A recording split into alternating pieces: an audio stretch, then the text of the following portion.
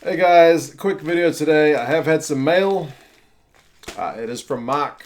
Marc, who has supplied me with jersey upon jersey. A very big supporter of the channel. I'm pretty sure I know what this one is. I believe it is World Cup related. The last one was a Leinster away jersey. I believe this one is an international team, but I will crack this open shortly to have a look. I'll have a quick word on Sonny Bill Williams and see Kolisi, talk a wee bit about Patreon very quickly, and then touch on the world rankings and what impact the Rugby Championship is having on them. But as always, start with the package and yeah, we'll have a look. So this one, pretty sure I know which one. Yep, it's blue. I believe I know which international team this is. It's one of the remaining World Cup ones that I don't yet have. And, whoa, lots of packaging. I can still hear rustling. Whoa, it's the actual World Cup jersey as well. Oh my lord. Okay. It's the Samoa Rugby World Cup 2019 jersey. This is the first bit of actual 2019 Rugby World Cup kit that I own. So thank you very much for that, Marc. He did kind of drop a hint to me that it would be the Samoa jersey, so he didn't change his mind there. It is Samoa. I will try this on very shortly. I will have to get myself a hat to go with it. I've got multiple nations now that I am hatless with. So yeah, man, thank you so much for that, Marc. Samoa are going to have to lift their game because in recent, well, their world ranking right now is not looking all that hot. So let's hope the guys from Samoa can put in a good shift at the World Cup. Pretty nice fabric, BLK jersey. It says something there which I cannot read. I can read Samoa, but I cannot read the word in front of it. But hopefully it says something inspirational for the boys. So yeah, once again, thank you so much for that, Marc. I think I'm down to Namibia, Tonga, and Uruguay for World Cup kit, one of which I have ordered, and hopefully that'll arrive next week sometime. So yeah, that's the jersey out the way. Thank you again for that, Marc. You are far too kind at sending the jerseys through. Yeah, it's much appreciated, man. You are awesome. So yeah, Samoa, man, that's the wrong way to get that round. Tonga is still on the list. I have found one site that sells Tonga. I found one site that sells Namibia and one site that sells Uruguay, although the Uruguay one is probably the hardest one on my list because that one's a 3XL and I would probably swim in it if I ordered that one. Hopefully they'll get their 2019 kit out soon. So yeah, that's the jersey. Thanks again, Marc. Next, a quick word on Sonny Bill Williams. I read an article in the New Zealand Herald, some of which their journalism leaves a wee bit to be desired at times. It can be kind of clickbaity. I probably was a bit clickbaited into clicking on this one. It was about Sonny Bill Williams, and it was kind of giving him a bit of grief. And it's an interesting one because right now, people generally fall into two camps for Sonny Bill. Either that the guy is awesome, he's proven that he's awesome, he's double World Cup winner, done it in Rugby League, done it in Rugby Union, you never doubt the guy, he will not let you down. Or that the guy's getting too old, he has passed it, he's too slow, predictable, gets injured.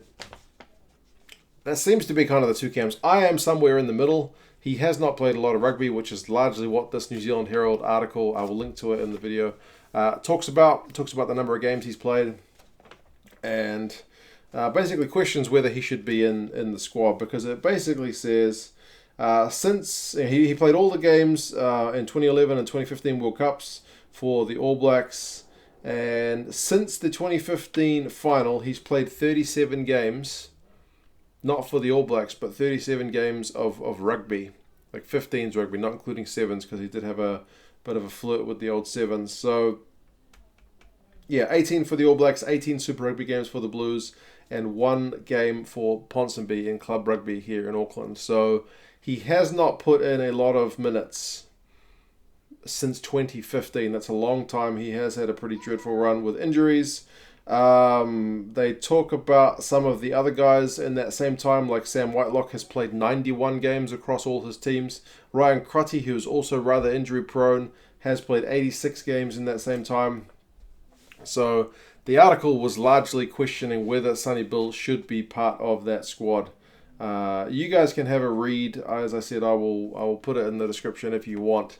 It is a bit clickbaity, as I said, but what do you guys reckon? They reckon his salary is probably about $2 million a year. I guess he's questioning the value for money there, but I guess with professional athletes, you don't know whether they're going to injure or not. When you offer them a long-term contract on big money, if they get injured, that kind of just happens. That is sports. Patreon, I will just talk about very briefly. If you don't know Patreon, it is a site where you can go to financially support creators whose work you enjoy. There's one channel I support on Patreon. That's the hockey guy. He's the guy who creates hockey videos, ice hockey, daily. The guy makes like 3 or 4 videos daily. It is his full-time job. He's got over 100,000 subscribers. The guy is amazing. I give him money on Patreon every month. I'm what do they call it? A patron of his. And recently started my own account. I have mentioned a few times on the channel recently. I have had 3 guys sign up. So that's Will, that's Gibbo, and that's Johannes. So thank you guys for supporting me on Patreon. I have been putting a little bit of extra content on there. I'll keep doing that. I'll up my content game. So if you guys want to support me on Patreon, please, I'll put the link in the description as well. Click through, and I'll just be putting stuff there basically, and try to engage as much as possible. I guess long term it would be nice, because my day job is pretty busy. If I could get the channel to a point and Patreon to a point where I could ease off some of that work and perhaps focus more on rugby, that'd be awesome. Like Pacific Nations Cup's coming up. I can't really cover that, just time constraints. I'm busy with Rugby Championship, Pro 14, Premiership, Top 14, all the stuff I don't have all that much time to watch. So it'd be cool if I could spend more of my time doing rugby. If you guys could help me with that, that would be awesome. I think my kids are at the door. They got to go to bed soon. Anyway, I will talk a little bit about Kolisi as well. It seems like he is injured and not going to make the trip to New Zealand. They've pretty much announced the squad. It seems like they're going to send most of the guys across who played. Dylan Lades and Marco van Staden have been released to go and play Currie Cup, so they're not included on this trip to New Zealand.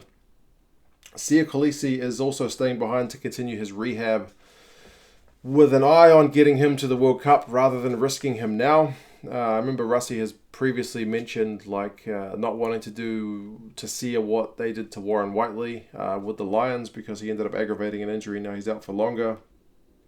How much do you guys think this affects the Springboks preparation? Do you think Sia is going to be good to go come World Cup time, having had no rugby for all those months, potentially some Currie Cup?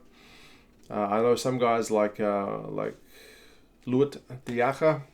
People have been giving me advice on how to pronounce his first name. I'm getting there.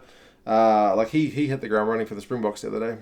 Pretty much no hesitation. So do you think Sia would be able to do the same thing? Or do you think if this injury keeps going, he is in doubt for the World Cup? I can probably put that article in the link as well if you guys haven't had a read. And lastly, quickly on world rankings, there's not much talk about world rankings here in New Zealand because they haven't moved in that first round of the Rugby Championship. South Africa did gain a little ground on England, but still they sit in 5th, England are 4th. I think potentially if South Africa get a win or a draw in this game against New Zealand this weekend, they will go above England up in the world rankings. I think if they lose, they don't change. Australia, if they lose, then I believe they will drop down one as well. And Argentina will go above Fiji if they win. So going into a World Cup, it is nice to see how the teams are lining up, what their rankings are. I think Wales will be pretty keen for South Africa to get a win, because Wales could go top if New Zealand don't get the job done. But yeah, thanks again to Marc for the jersey, for those 3 guys supporting me on Patreon. It is much appreciated. I will keep funneling content there as well. Sonny Bill, what do you guys reckon about him and Kolisi? What do you think their chances are for the Rugby World Cup? How much are you following the Rugby World Rankings in prep for the World Cup? Or is it pretty much just all about the World Cup at this point? You guys let me know your thoughts, and I will talk to you again soon. See you later.